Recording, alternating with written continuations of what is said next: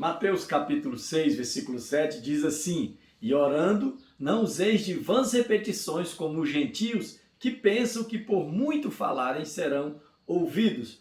Hoje continuamos a falar sobre orando o Pai Nosso corretamente e vamos aprender sobre o termo de Jesus que diz: seja feita a tua vontade, assim na terra como no céu. Veja, Mateus capítulo 6, versículo 10, Jesus nos ensina então a pedir que a vontade de Deus seja estabelecida na nossa vida.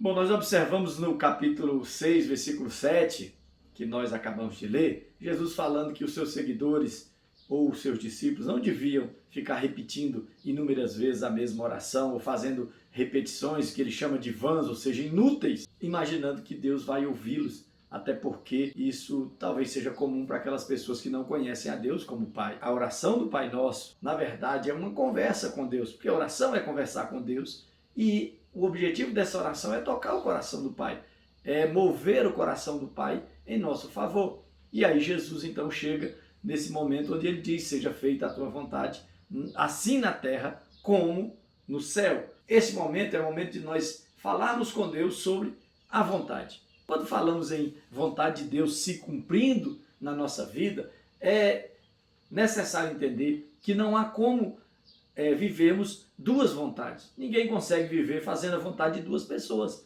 E seja feita a tua vontade começa quando eu digo ou eu reconheço que preciso abrir mão da minha própria vontade. Normalmente a vontade humana é contrária à vontade de Deus. A vontade humana sempre leva o homem à independência, à rebelião, a satisfazer os prazeres da carne, a fazer aquilo que o nosso coração independente, o nosso coração contrário a Deus deseja. E o nosso coração deseja prazer. Os prazeres efêmeros, que a gente costuma dizer, os prazeres inúteis, ou seja, os prazeres que não vão trazer nenhum tipo de benefício para nós e que são passageiros. Por isso, então, Jesus diz, nessa oração devocional, nesse momento de adoração, de aproximação a Deus, que nós devemos desejar a vontade dele.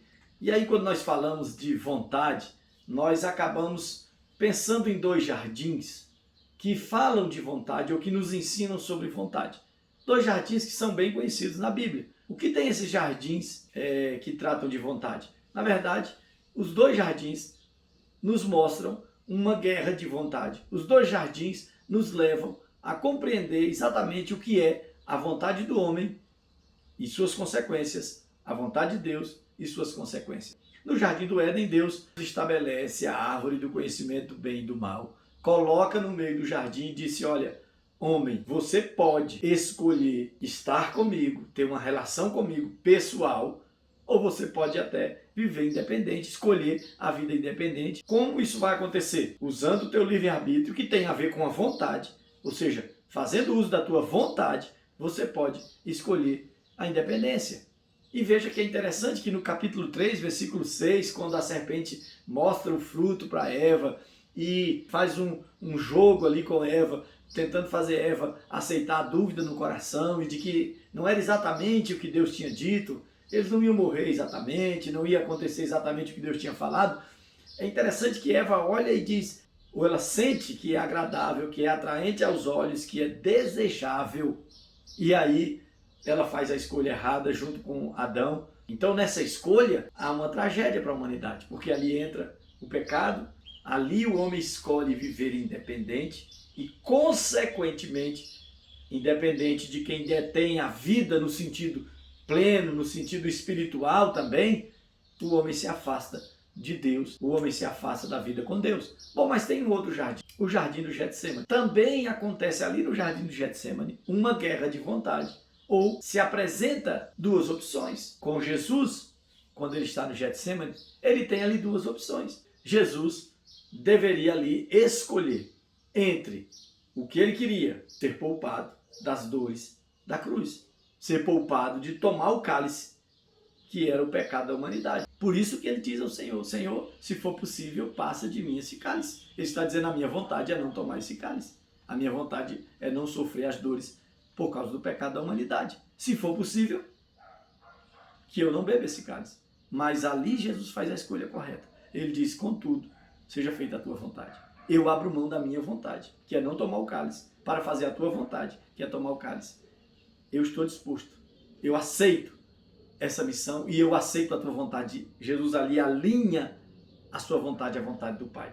Ali, espiritualmente falando, já houve uma decisão. Ali ele já tinha morrido para a própria vontade e feito a vontade de Deus. E o resto que vai acontecer é consequência da sua escolha. É consequência dele ter escolhido da maneira certa. Quando você ora o Pai Nosso, ou quando você ora usando o Pai Nosso como modelo, você na verdade está dizendo, nesse momento, Senhor, eu abro mão da minha vontade para fazer a tua vontade. Eu quero alinhar a minha vontade à tua vontade.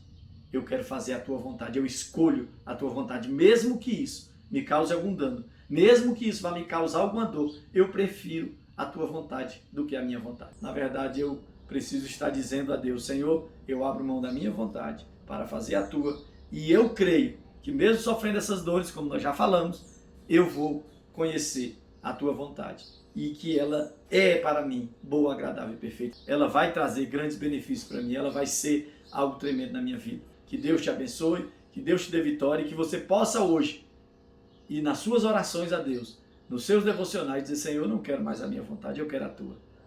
Eu não quero mais a minha maneira, eu quero seguir o caminho do Getsemane, não o caminho do Éden.